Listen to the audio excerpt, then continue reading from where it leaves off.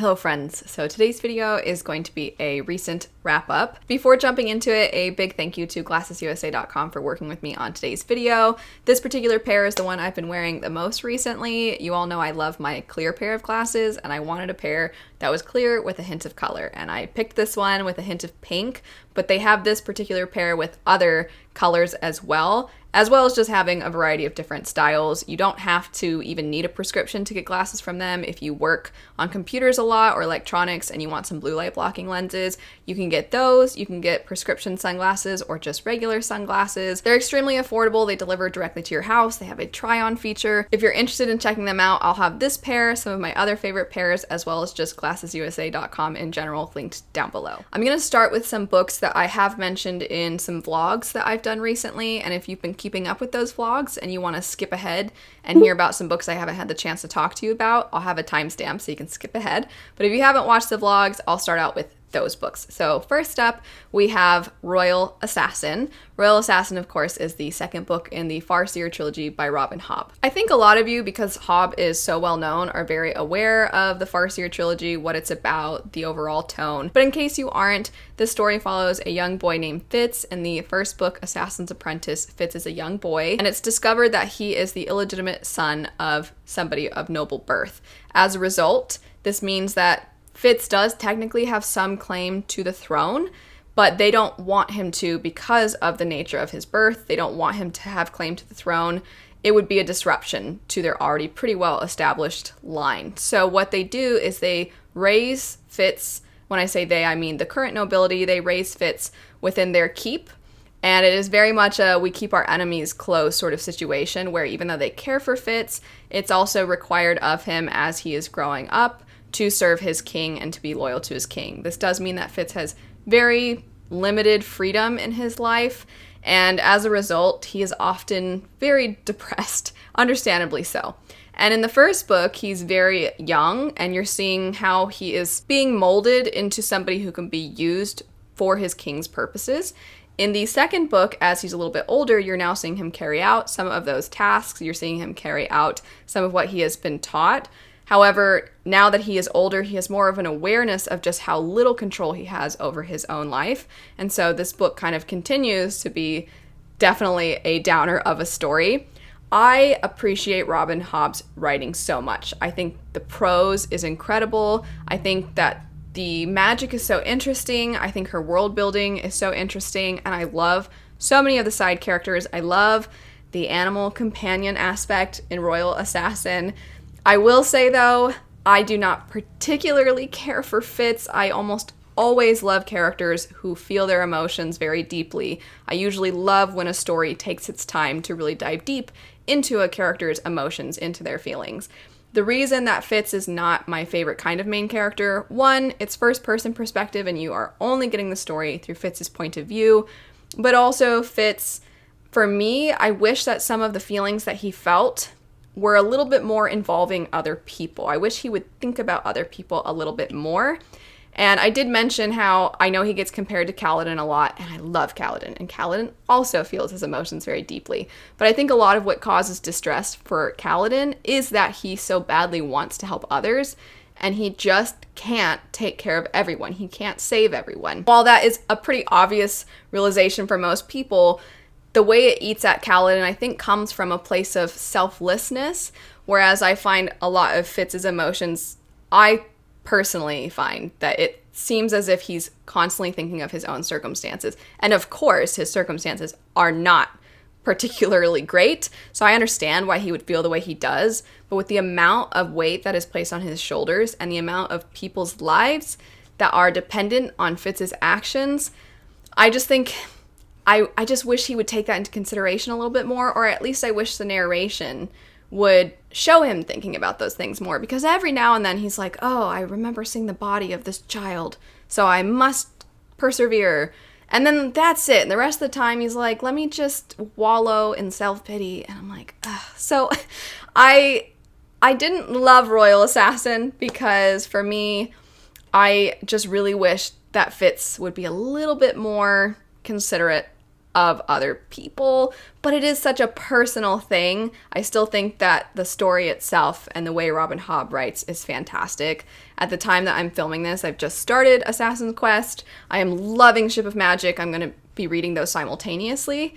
So I don't hate the series or anything. I just find it's difficult to follow Fitz all the time. I know that's a little bit of an unpopular opinion. I know a lot of people really, really love Fitz. So moving now into a more positive reaction to a story, I did complete my third read-through of the Mistborn trilogy, and surprise, surprise, it's still a favorite.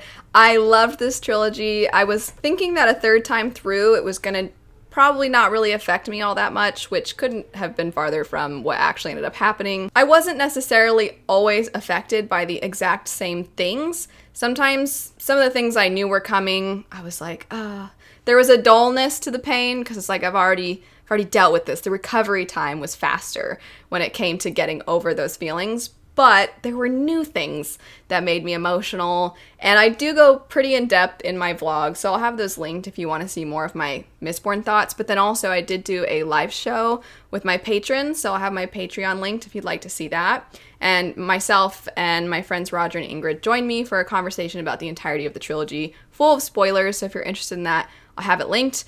But regardless, Mistborn, still just firmly in my top favorite series of all time. After that, we have Liar's Knot. This is the second book after Mask of Mirrors, which is the Rook and Rose series. And for me, this story, the world itself, the setting, is one of the coolest I've come across in fantasy. It is essentially a fantasy version of Venice. And we follow, in the first book, a woman who is a con artist who is trying to con her way into a noble house, make them believe that she's a long-lost relative. However, this noble house is on the brink of financial collapse and therefore is very suspicious of everyone at this time because it is not known that they are on the brink of financial collapse. They are trying to keep this a secret because as soon as everybody else knows, as soon as the other noble houses know, the vultures will be circling. So our main character, Ren, is having a much more difficult time than she usually would to pull off this con. And within that story, you also get a couple of other characters. One who is somebody who's trying to claw their way, also similar to Ren, into the higher ranks of society. And then the other main character is somebody who is a part of their law enforcement.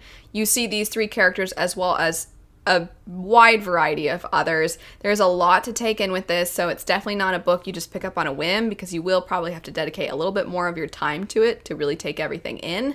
I think that this second one, if you do pick this series up, try to plan on reading the first and the second back to back because there are so many things to try and keep track of that it will probably take your concentration even more in the second one if there is a break from the first. I personally found the second one's pacing to be a little funny. It felt somewhat episodic, which was cool, but in a novel form, it did make it so that it never really felt like the stakes could be established because anytime we would start to establish something, then that would be resolved and a new thing would come up.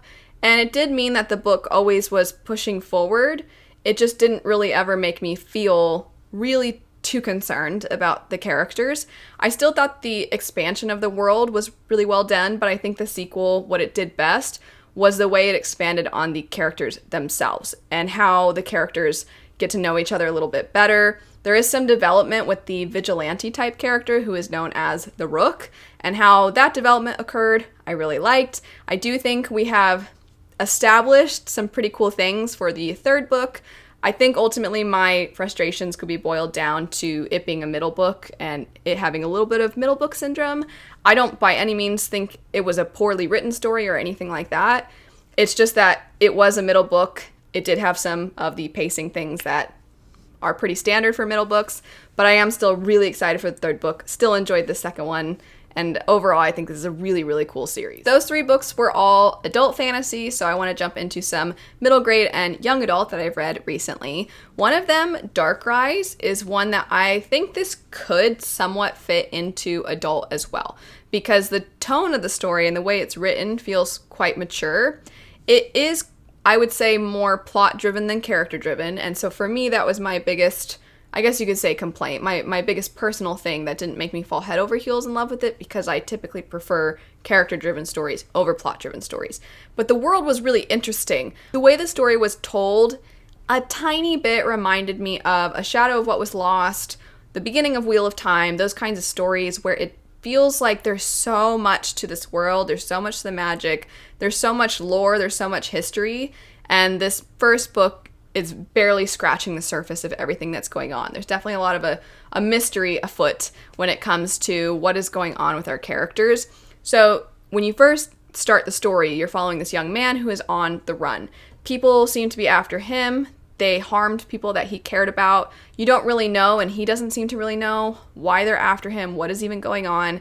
But then at some point, there's this magical sword that nobody should have the capability of wielding, and he does, and then that's when everything moves from there. We also have another perspective who's intertwined with his, and the two of them sort of end up in this somewhat King Arthur-like story. So it seems like a giant mix of a bunch of different things. And I will say, for a while in the book, I was feeling this lack of connection to our characters. It felt like there was some distance between us, the readers, and them, or at least one character in particular. But I think some developments that occur definitely made it worth it. I'm glad I pushed through, because for a while I was like, what? I just feel like there's like a wall, a barrier between me and this person, or I feel like I can see them, but there's a window, and I'm just always seeing them through this foggy window. When am I going to get some clarity? And you do get some clarity, so if you are going to pick this book up, just know if you are feeling that way, if you're feeling like you might want to DNF it, I would encourage trying to push through.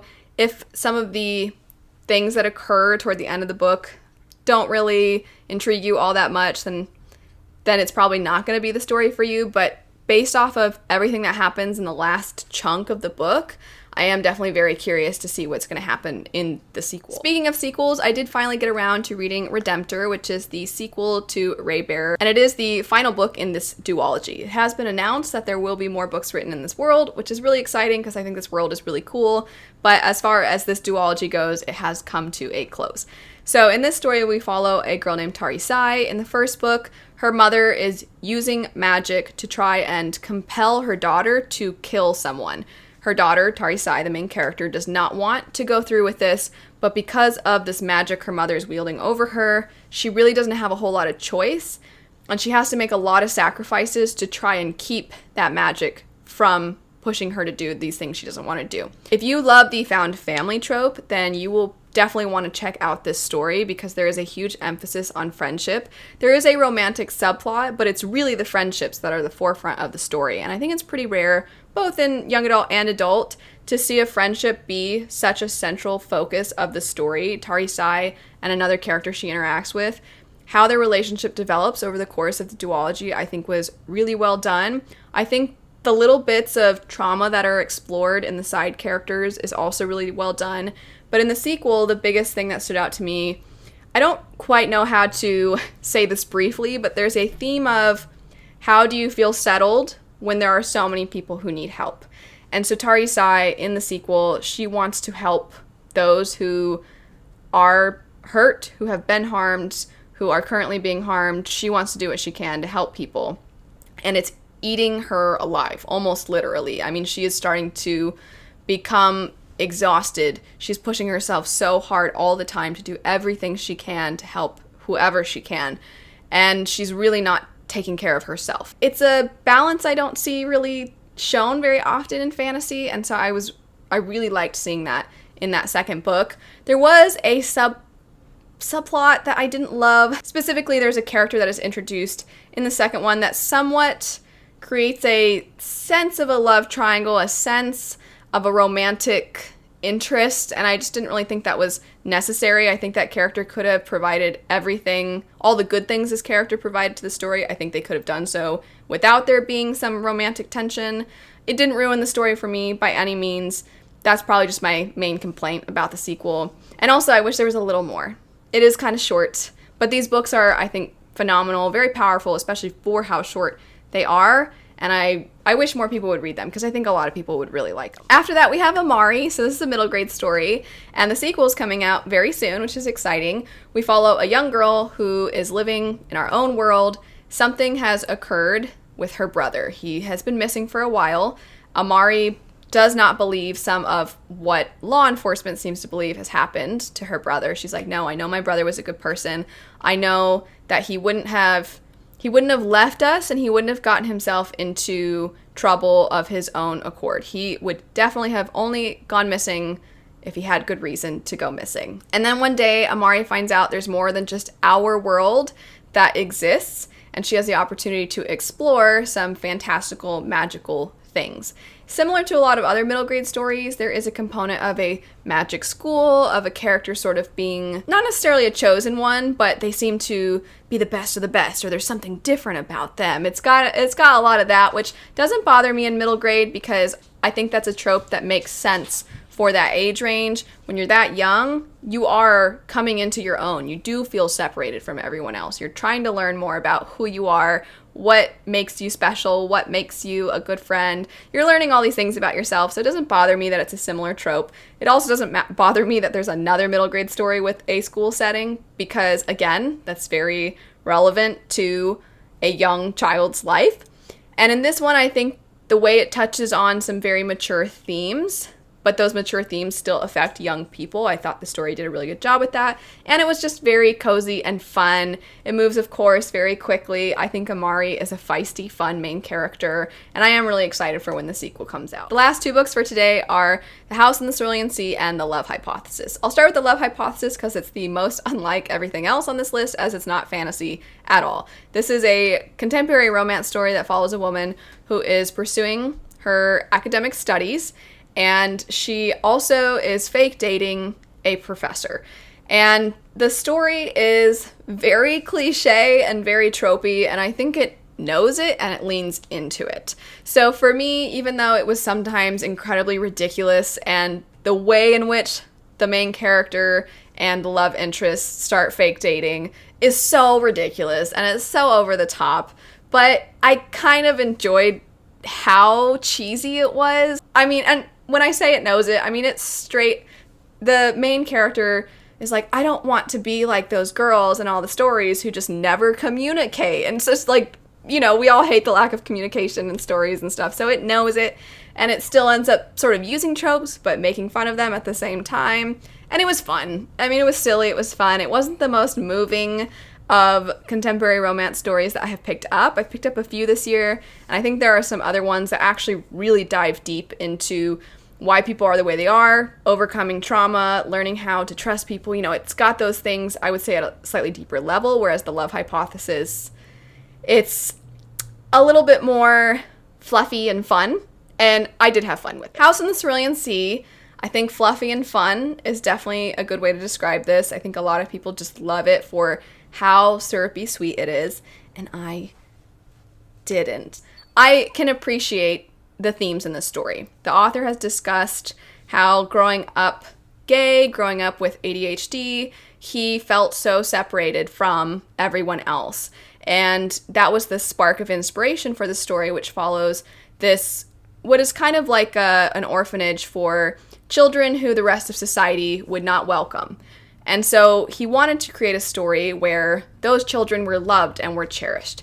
And his own experiences in his life are what originally sparked the idea for this story. And in the process of making this book, he came to realize that throughout history, there were a lot of instances of basically this exact thing happening where people who didn't fit the norm were put in establishments, and they were not treated kindly and they were not treated with love.